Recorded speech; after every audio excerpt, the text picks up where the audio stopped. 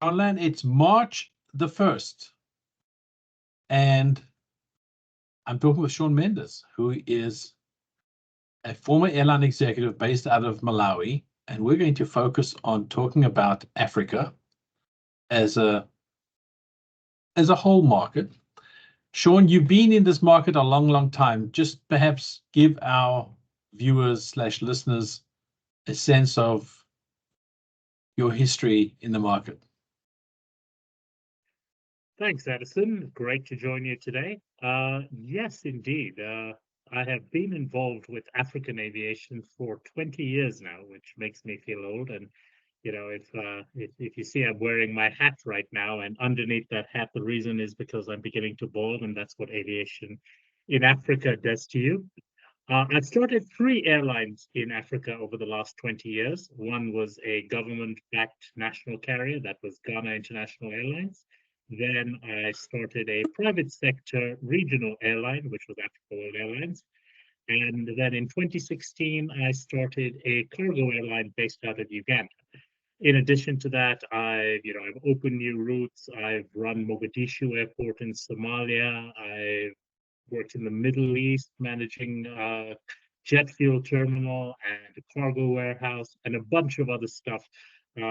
In various different aspects of aviation in Africa and the Middle East. So it is something near and dear to my heart, and it's paid the bills for the last 20 years.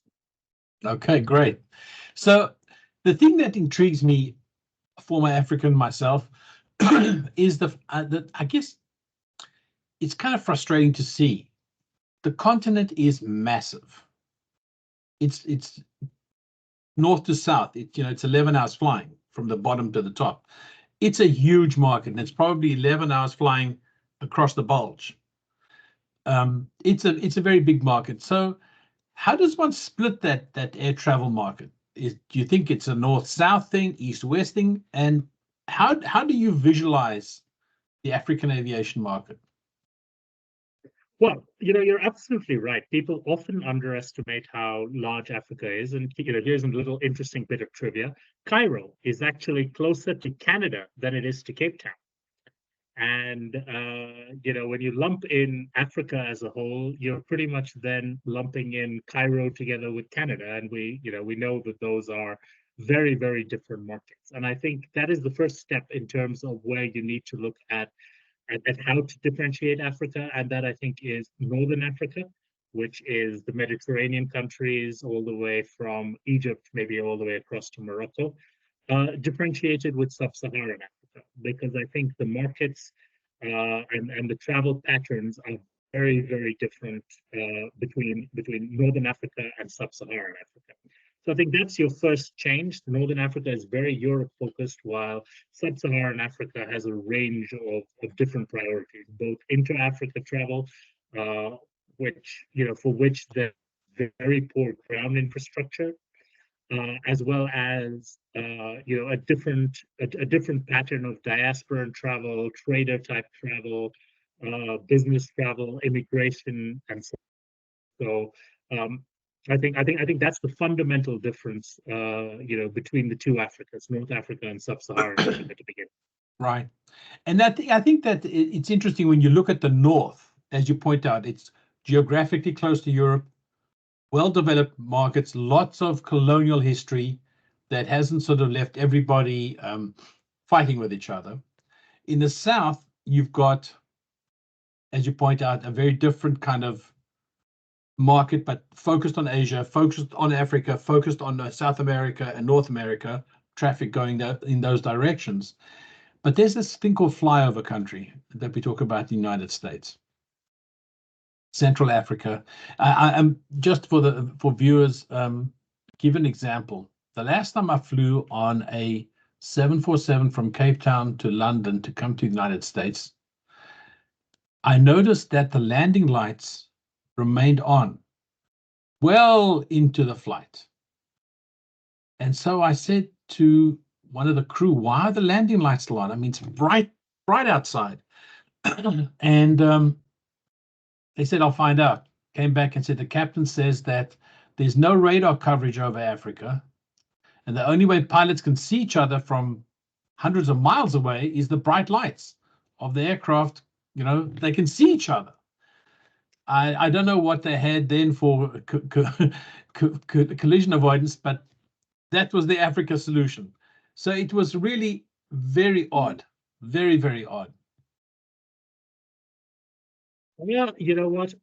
Certainly, air traffic control has improved slightly, but radar coverage is still restricted to just a few urban pockets and maybe a few countries, richer countries here and there. TCAS thankfully has taken away the risk of having to fly with landing lights on at 30,000 feet. But again, there are places like Somalia and similar where TCAS is not with every aircraft. In fact, every aircraft out there doesn't even necessarily have its transponder on. So there are parts of Africa which is the Wild West. In general, though, I think the term flyover country in Africa, especially when you look at the origin of that term in the United States, is very true. Africa is humongous, and Africa has very, very poor ground infrastructure. As a result, if Africans want to get from one country to another, it's not like they have an option of get into a car and drive. If you're in, say, Gabon and you want to go to Tanzania, you've got to drive across the Democratic Republic of Congo. And let's be perfectly honest, there aren't roads worth driving through. There isn't a security situation that will guarantee or even make it likely that you'd survive the drive without being robbed or worse. And as a result, aviation becomes much more important to Africa than it does to continents like North America or Europe or Asia, where there is a much better developed ground infrastructure. Right.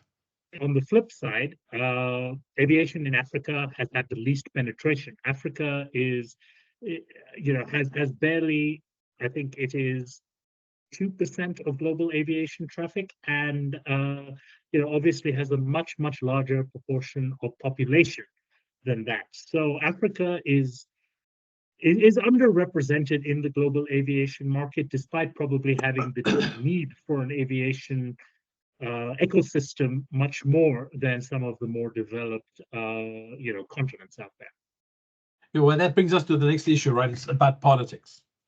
And African politics are, well, legendary. Let's be polite about it. There's nothing else like it. It's just incredible. I've been speaking to executives in the industry for a long time, and nobody is polite about political leadership anywhere in the market. See, now you're going to get me going on one of my rants. Africa, and in fact, I wouldn't necessarily say it's just Africa. I think this is something that's true in many developing countries all over the world, is where governments tend to have a disproportionate influence in the economy. And that's not necessarily true just for aviation. You'll see the same thing in telecoms, you'll see it in manufacturing, in a whole range of industries. And I think a key reason for that is the lack of access to local capital. If you're looking at setting up an aviation, say in the United States or in Europe or in India, you can go to a bank, you can go to private equity, you can get your capital and be able to set up your business driven by your business plan. In Africa, that's very difficult. Other than a few, pockets of this, like maybe in South Africa, which has a more advanced banking system, or Nigeria, which has local capital. If you want to set up something that's capital intensive in Africa, you're going to be reliant either on government, on high net worth individuals, or on some sort of multinational conglomerate. And the problem is, whenever you're reliant on these kind of groupings, they always come with baggage to the table. And I can't blame them. A government, even if a government is running an airline or owns an airline, the government's top priority is never going to be the interest of that airline alone. The government's got to handle 100 different sectors, millions of people, and sometimes there's a need to gain employment as opposed to to cut back employment for the airline, and government is conflicted. Same thing with high net worth individuals. They think that because they've developed a cement factory or a mobile network provider, that suddenly they know everything about aviation, and they use lessons they've learned there, which may not necessarily be applicable to the aviation industry. Similarly, you see it with conglomerates, and conglomerates have interests across multiple different sectors. So I think that has been a fundamental reason why African aviation has not been able to thrive, is that most of the airlines that come up in Africa come up beholden to one of these sources of capital, and as a result, their management is not able to professionally put the interests of that airline at heart. And this on top of all the other infrastructural constraints that exist in Africa due to delayed development. I won't necessarily say lack of development, but development that is definitely behind much of the rest of the world. And as a result, they're coming into a fight with one hand tied behind their back. So if we look at the problem is obviously manifest and clear. The geographical requirements and the commercial requirements drive a demand for aviation. It's just self-evident. But we're having problems trying to break through there. So who are the visionaries in the market in Africa that can try and break through this Gordian knot, cut the Gordian knot? I think there's two types of visionaries there. I think you've got visionaries currently who are looking to serve the existing market and existing demand. And for that, you see, I mean, Ethiopian Airlines is the big player in this market. Ethiopian is one of the few, I won't say it's government run, it's government backed, but it's been around for 75 years, and it's proven itself to be independent and professionally run. Consequently, Ethiopian has grown from strength to strength. It's now a member of the Star Alliance. It's flying to 100 plus destinations. It's got a fleet of 120 to 150 aircraft, everything from Airbus 350s down to Bombardier Dash 8s. Average age of the fleet is, not even 10 years old, I believe. So, Ethiopian is a world-class African airline, and they've grown away from just being an airline in Ethiopia by partnering with governments throughout the continent in terms of setting up airlines in those areas. So now they have a subsidiary airline, ASky, in Togo, which is beginning to dominate West Africa. They've got Malawi Airlines and Zambia Airlines down in the southern part of Africa, which are developing a footprint in that region. They've previously partnered with Chad, with Guinea, with Mozambique. Those didn't work out for various reasons, but they continue to grow their footprint. And from an American perspective, there used to be the joke that if you're going to heaven or hell, you're going to have to change planes in Atlanta. From an African perspective, you change planes in Addis Ababa, because that is really the only way to get between a lot of city pairs on the continent to connect in Addis. So I think ET does a remarkable job and continues to improve with the job they're doing in terms of connecting existing markets in Africa. But the real potential in Africa is going to be in the low-cost carrier segment. Africans today, as we say, there's a huge demand. Structurally, Africa is set up for a boom in air transport. But right now, Africans cannot travel because air travel in Africa is too expensive. Now, governments bear some of the responsibility for this. It's a bit of a self-fulfilling prophecy. Governments view that air travel is currently just for the elite, so they tax it heavily, and consequently, only the elite can afford to fly. However, whoever is able to crack that, whether it's to get governments to reduce taxes, however they're able to begin to offer air travel to the African consumer at a price point that the consumer can afford, that person will really revolutionize. That person, people, organization, whatever, will really revolutionize air travel in Africa. Africa, around the world, we've seen in developing markets that when per capita GDP is below 1,000 per capita, you find that air traffic grows at approximately the same rate as GDP growth. And if you think about it, that's logical. Most of the traffic is coming from legacy sources, from government demand, foreign-driven demand, investors, and so forth, and it sort of matches GDP growth. But when you get into this lower middle income range, $1,000 to $5,000 per capita GDP, which 40 out of 50 something African countries right now are in that magic range, you wind up seeing, it's called a magic range for a reason, and that is you see that air travel growth begins to grow at double the rate of double the rate of GDP growth. And if you think about it again, why this is happening, you'll understand this. When someone begins to have more disposable income, the first thing that they spend, and this is true all around the world, not just in Africa, we've seen it happen in Eastern Europe, in Latin America, in Southeast Asia, everywhere. The first thing that people tend to spend on is consumer goods. So they go out, they buy the TVs, the air conditioners, the washing machines, and so forth. The second thing they spend on is travel. Now, travel doesn't mean that they're all buying beach holidays and going off and doing that. It's driven by a lot of other things. You see, entrepreneurship begins to grow as people begin to see more economic opportunity.